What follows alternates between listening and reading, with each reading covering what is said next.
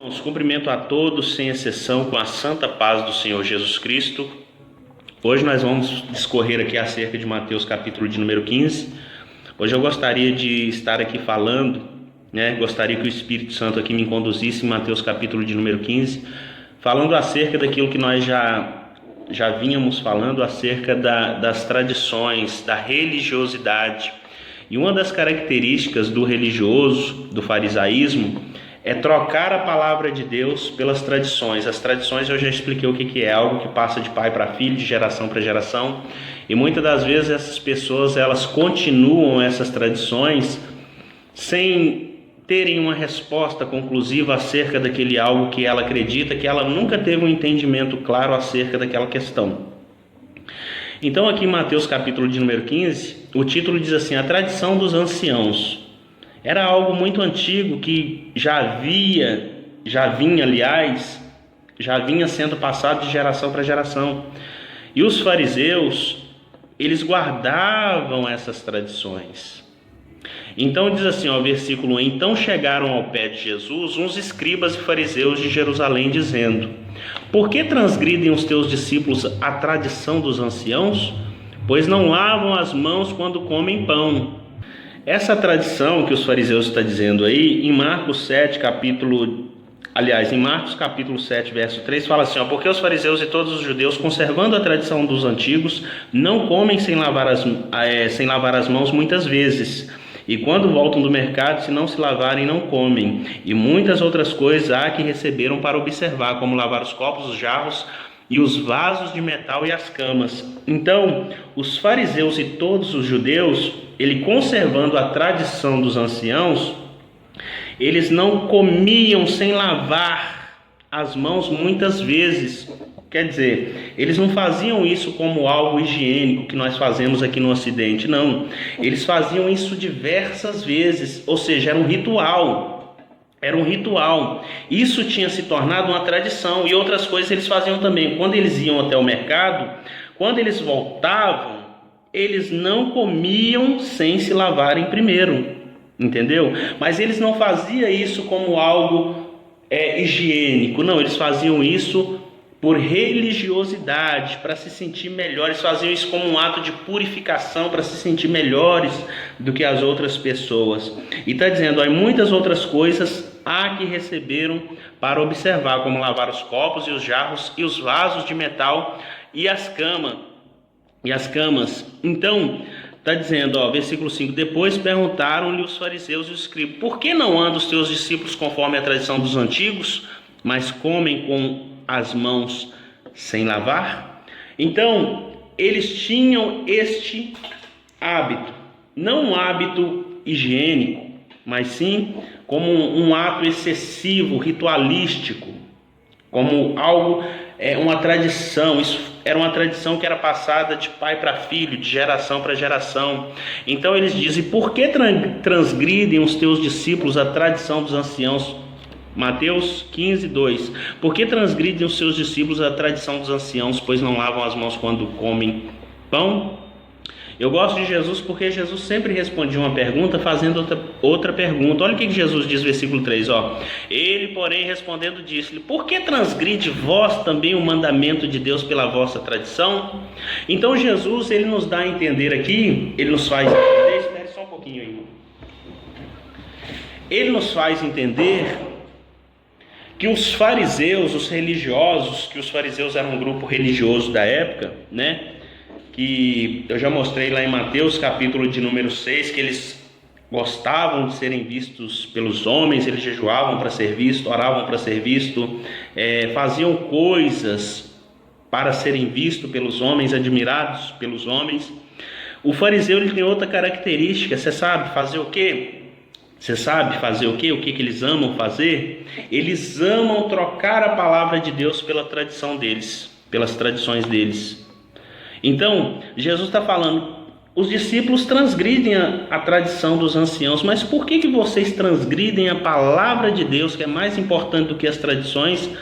Por que vocês transgridem a palavra de Deus pelas vossas tradições? Ou seja, qual que é mais importante, a palavra de Deus ou a tradição?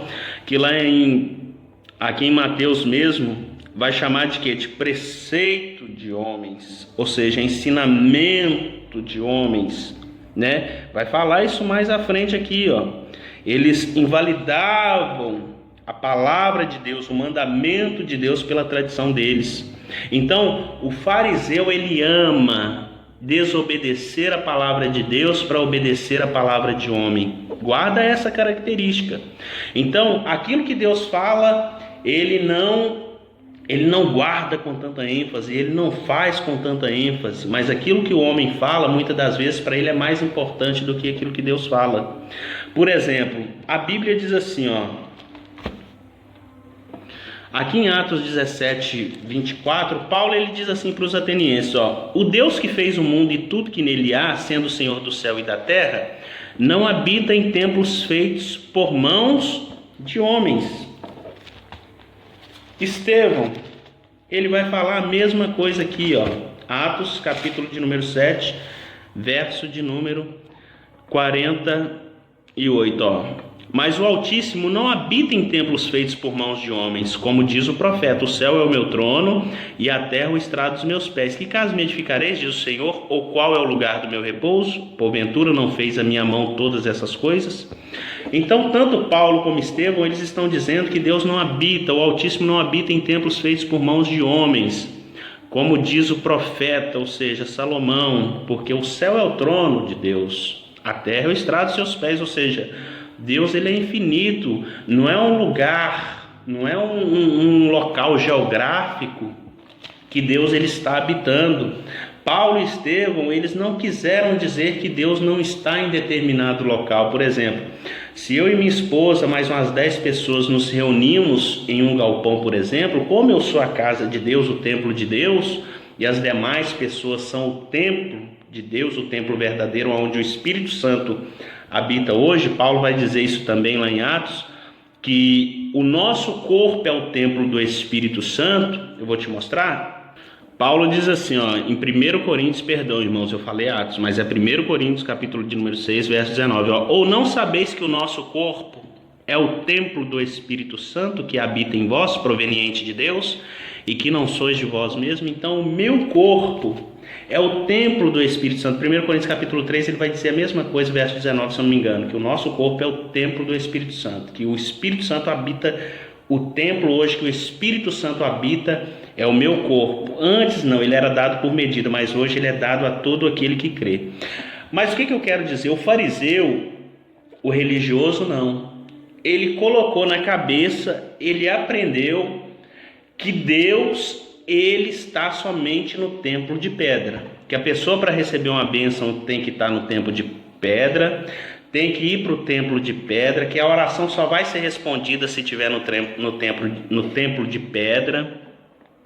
Então, que na verdade Deus só está ali, que Deus só vai ouvir aquela oração que aquela pessoa faz se estiver ali. Muitos acreditam que não pode nem colocar uma bicicleta dentro do templo de pedra, porque ali é o local santo, que o altar ali é um local tão santo que só pode subir o pastor, o bispo, sendo que na nova aliança nós entendemos pelo Antigo Testamento que o altar não era como esse altar que existe hoje.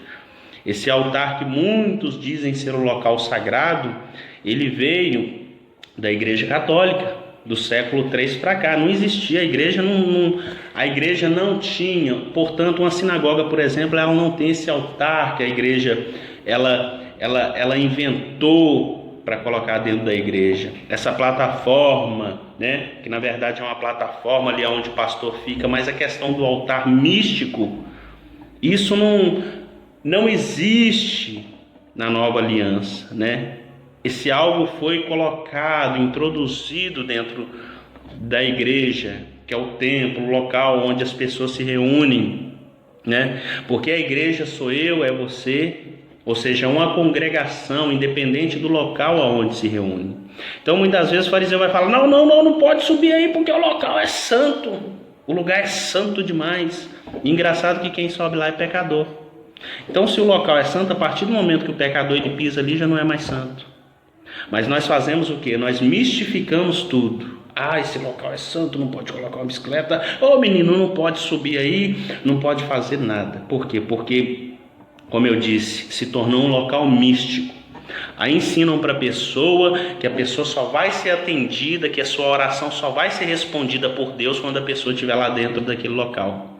Ou seja, as tradições, na verdade, Deus ele habitava no Antigo Testamento no templo, Deus ele habitava geograficamente, entendeu? Por território. Quanto mais perto de Israel, de Judá, de Jerusalém uma pessoa tivesse, mais perto de Deus ela estava. Por quê? Porque Deus estava em Israel, estava em Jerusalém, estava no templo, havia sacrifício, havia sacerdotes, a lei estava no templo. Mas hoje na nova aliança, Paulo, como eu li para você, ele diz: o templo é o seu corpo. Ele diz: Deus não habita em templos feitos por mãos humanas. Estevão também diz: por isso que Estevão foi morto. Por quê? Porque os judeus, eles tinham o templo como local santo.